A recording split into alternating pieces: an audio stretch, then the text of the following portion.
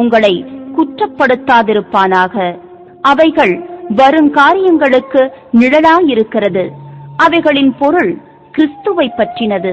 இரண்டாவது, புளிப்பில்லாத அப்ப பண்டிகை, புதிய உடன்படிக்கை அப்பத்தை பிட்டு கொடுத்தார். மூணாவது, முதற் பலனான பண்டிகை. இயேசு கிறிஸ்து மரித்தோரிலிருந்து முதற் பலனாய் உயிர்த்தெழுந்தார் 1 கொரிந்தியர்ல இருக்கு. அது முதற் பலனான பண்டிகை. இயேசு கிறிஸ்து மரித்தோரிலிருந்து உயிர்த்தெழுந்தது தான் முதற் பலனான பண்டிகை. நாலாவது, பெந்தகோஸ்தே பண்டிகை, பரிசுத்த ஆவியானவர் 50வது நாள் ஊற்றப்பட்டது. 5வது, எக்கால பண்டிகை, வருகையின் போது ஊதப்படுறது. 6வது, பாவ நிவர்த்தி பண்டிகை, 7 வருஷ உபத்திரவ காலம்.